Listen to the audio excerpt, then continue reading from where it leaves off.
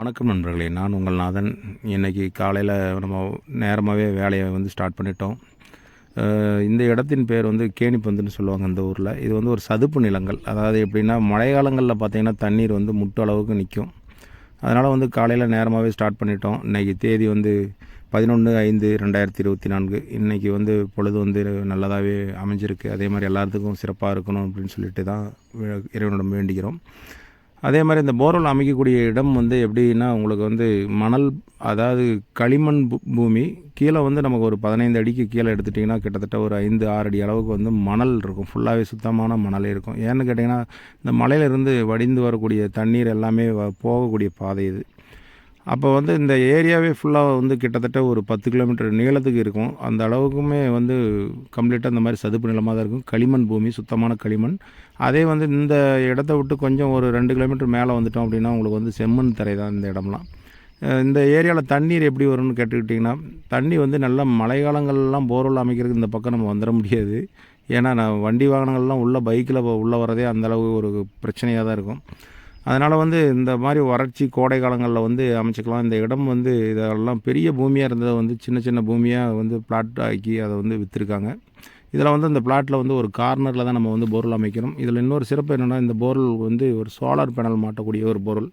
அதனால் நம்ம செய்யக்கூடிய ஒர்க்கு நல்லா தெளிவாக செய்யணும். ஏன்னா நார்மலாக இருக்கக்கூடிய மோட்டார் போட்டு ஓட்டக்கூடிய போர்வெலுக்கும் இதற்கும் நிறைய வித்தியாசங்கள் இருக்குது. அதனால் நம்ம செய்யக்கூடிய வேலையில் ஏதாவது ஒரு சின்ன பழுது ஏற்பட்டாலும் இந்த போர்வெல் ஃபெயிலியர் ஆகிடும். இந்த இடத்துல ஃபஸ்ட்டு நம்ம செய்ய வேண்டிய முதல் ஒர்க்கே என்னென்னு கேட்டிங்கன்னா, மற்ற இடங்கள் மாதிரி நார்மலாக போர்வெல் கேசிங் ஓட்டிட்டு பைப்பு வச்சு எல்லாம் நம்ம ஓட்ட முடியாது. ஏன்னா அந்த மணலை ஃபுல்லாக அரெஸ்ட் பண்ணணும். அதில் தண்ணியும் வந்துடும். நம்ம அதில் வரக்கூடிய தண்ணீரை நம்ம முழுமையாக இது பண்ணணும். அதே மாதிரி பூமியோட கீழ்மட்டம் எப்படி இருக்கும்னா, கல் கிட்ட 60 அடிக்கு கீழே கருங்கல் தான் வரும். சுத்தமான கருங்கல், வேறு எந்த கல்லுமே இருக்காது. முழுக்க எவ்வளோ ஆழங்கள் ஓட்டினாலும் அந்த கருப்பு கருங்கல் தான் வரும். அதனால் ஆனால் நிறைய உடைவுகள் இருக்கும். கீழே லேயராக உடையும். ஏன்னா இந்த ஏரியாவில் நாங்கள் நிறையா போர்வெல் அமைச்சிட்டோம். எல்லாமே முக்கால்வாசி சோலார் பேனல் தான் போட்டு இயக்கிட்டு இருக்கிறாங்க. ஏன்னா இங்கே இந்த கரண்ட் சர்வீஸ் எல்லாம் அதிகம் எடுத்துகிட்டு வரது பெரிய பொருள் செலவு உள்ள இடங்கள். அதனால் சோலார் தான் நிறையா பயன்படுத்துகிறாங்க. அதனால் இந்த இடத்துல ஃபஸ்ட்டு நம்ம ஃபஸ்ட்டு லாக் பண்ணது 10 இன்ச்சு தான். அதுவும் ஃபினோலக் 6 kg பைப்பு தான் வச்சு லாக் பண்ணியிருக்கோம். ஏன்னு கேட்டிங்கன்னா, அந்த மணலுடைய அழுத்தம் தாங்கலைன்னா அந்த மேலே இருக்கக்கூடிய பைப் உடஞ்சிருச்சு அப்படின்னா அந்த போர்வெல் எதுக்குமே பிரயோஜனம் இல்லாமல் ஆக்கிடும். நம்ம ஃபஸ்ட்டு கேசிங் பைப் வச்சு ஓட்ட முடியாது. அதுக்கான காரணத்தையும் கடைசியில் காமிக்கிறோம். அந்த கேசிங் பைப் என்னெல்லாம் செஞ்சுருக்கோம் அப்படிங்கிறதையும் நான் இந்த வீடியோவோட கடைசி பகுதியில் காமிக்கிறேன். ஏன்னா இந்த இடம் தண்ணீர் அழுத்தமும் நல்லாயிருக்கும். ப்ளஸ் அதே மாதிரி உங்களுக்கு மழை காலங்கள் வந்துருச்சுன்னா இந்த போர்லாம் நீங்கள் தண்ணி சில இடங்கள்லாம் போர்வெல்லில் பார்த்துருக்கீங்க. போர்வெல்லில் தண்ணி மேலே அதுவாக வெளியே ஊற்றக்கூடிய அளவுக்கு தண்ணி இருக்கக்கூடிய வீடியோலாம் பார்த்துருப்பீங்க. அந்த மாதிரி ஒரு பகுதி. ஆனால் இந்த வறட்சியில் இந்த சமயத்தில் மழையுடைய அளவுகள் ரொம்ப இந்த வருஷம் குறைஞ்சதுனால இந்த இடங்கள்லாம் ஒன்றும் பெரிய அளவில் நீர்மட்டம் இல்லை, கீழே கொஞ்சம் டவுன் ஆகிடுச்சு. ஏன்னா நாங்கள் ஃபஸ்ட்டு ஸ்டார்ட் பண்ண உடனே மணல்லையே கிட்டத்தட்ட ஒரு 2 இன்ச் அளவுக்கு தண்ணி வரக்கூடிய இடம். நமக்கு ஒரு 1 இன்ச் அளவுக்கு நமக்கு இந்த இடத்துல ஃபஸ்ட்டு வந்தது. அதுக்கப்புறம் அந்த பைப்பை 10 இன்ச் பைப்பையுமே நாங்கள் லைட்டாக ஃபில்ட்ரு பண்ணியிருக்கோம். ஏன்னா அந்த மணலில் வரக்கூடிய தண்ணீர் உள்ள போருக்குள்ளே வரணும் அப்படின்னு சொல்லிட்டு. அதுக்கப்புறம் நம்ம 60 அடி அளவுக்கு கேசிங் பைப்புக்கு நம்ம ஓட்டியிருக்கோம். ஏன்னா கல் 60 அடியில் தான் நல்லா பாறையே ஸ்டார்ட் ஆகும். ஒரு 50 அடியிலே வந்துடும். இருந்த போதிலும் ஒரு 10 அடி ஆழங்கள் கூட ஓட்டி நம்ம என்றைக்குமே ஃபிக்ஸ் பண்ணுறது நம்ம ரெகுலராக செஞ்சிட்ருக்கிறது. ஏன்னா அந்த கல் அப்போ தான் கீழே போய் ஏதாவது மறுபடியும் அடுத்த கேப் லூஸ் ஸ்ட்ரக்சர் இருந்துடக்கூடாது அப்படிங்கிறதுக்காக ஒரு பாதுகாப்பு நடவடிக்கையாக நம்ம என்றைக்குமே ஒரு போர்வெல் பைப் வைக்கிறதுக்கு முன்னே அதில் கம்ப்ளீட்டாக பாறை எப்படி இருக்குங்கிறத செக் பண்ணிட்டு வைப்போம். இந்த இடங்களில் நாங்கள் நிறையா போர்வெல் அமைச்சிருக்கிறதுனால நமக்கு நல்ல அனுபவங்கள் இருக்குது. அதே மாதிரி இங்கே கிடைக்கக்கூடிய தண்ணீர் அளவுன்னு எடுத்துக்கிட்டிங்கன்னா, நல்ல ஒரு சில போர்வெல்லாம் பார்த்திங்கன்னா 2-3 இன்ச் அளவுக்கு வரும். சில போர்வெல்லில் ஒரு 2 இன்ச் அளவுக்கு வரும். இந்த போர்வெல்லையும் அதே அளவுக்கு தான் வரும்னு நாங்கள் எதிர்பார்த்துட்ருக்கோம். ஏன்னா தண்ணியோட நீர்மட்டங்கள்லாம் கொஞ்சம் வெகுவாக குறைஞ்சிருச்சு இந்த இடத்துல. ஏன்னா கோடையோடைய தாக்கம், ஏன்னா வெயில் இப்போ நாங்கள் இந்த வீடியோ எடுத்துகிட்டு இருக்கும்போது காலையில் ஒரு 10 மணி அளவுக்கு நம்ம இந்த வீடியோ இது பண்ணியிருக்கோம்.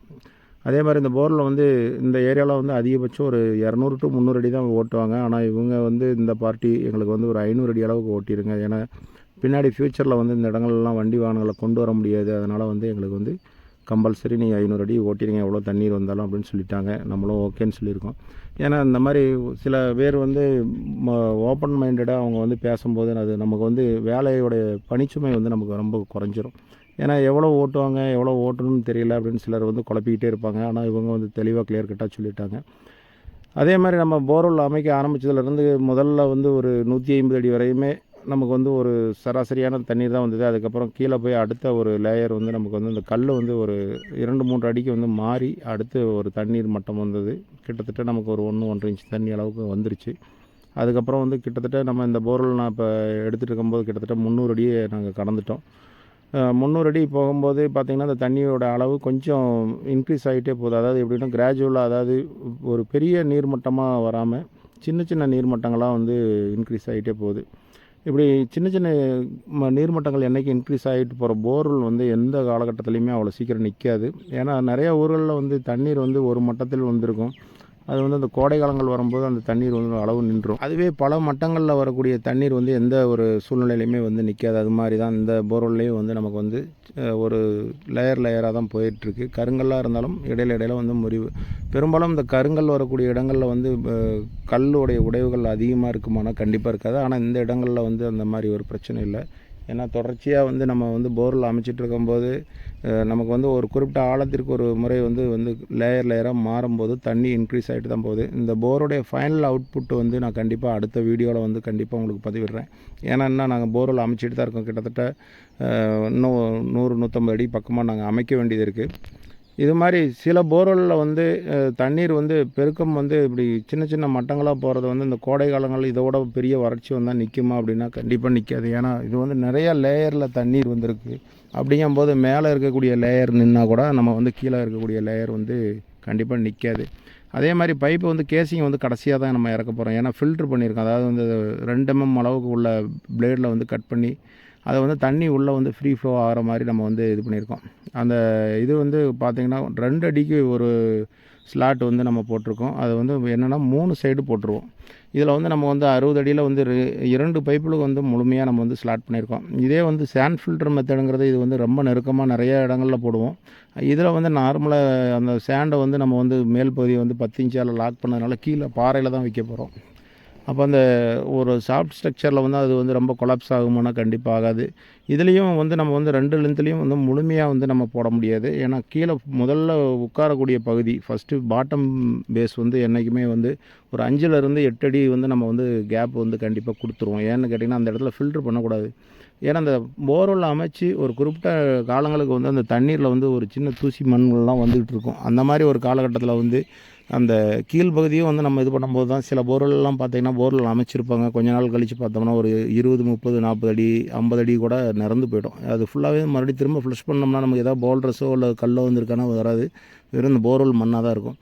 அதனால் வந்து நம்ம அதுக்கு இடம் கொடுக்குறதே கிடையாது. அந்த போர்வெல் வந்து முழுமையாக அமைச்சிட்டு அதை வந்து ஒரு 1/2 அன் ஹவர் நிறுத்தி கம்ப்ளீட்டாக வந்து ஒரு முறை ஃப்ளஷ் பண்ணுவோம். ஏன்னா நம்ம வந்து இந்த மாதிரி போர்வெல்லை வந்து ஒரு தடவை ஃப்ரெஷ் பண்ணி விட்டு வந்தோம்னா கண்டிப்பாக அந்த சைடில் இருக்கக்கூடிய ஊற்றுகள்லாம் வந்து கந்திருக்காது. அதை வந்து 2 முறை 3 தடவை ஃப்ரெஷ் பண்ணும்போது நமக்கு டீசல் விரையாகும். அதனால் வந்து நாங்கள் வந்து கம்பல்சரி எல்லாமே இது பண்ணுவோம். இது வந்து மேல் மட்டத்தில் வந்து நம்ம அந்த மணலில் வந்து கூடிய ஒரு கல்லை தான் நம்ம எடுத்து வச்சுருக்கோம். மணலில் வந்து இந்த அளவுக்கு கல் வருமா அப்படின்னு சொல்லி நிறைய பேருக்கு சந்தேகம் இருக்கும். ஏன்னா இது வந்து சுத்தமான மணல் படுகை. அதில் வந்து கூழாங்கல் வந்து அந்த அளவுக்கு இருக்கும்.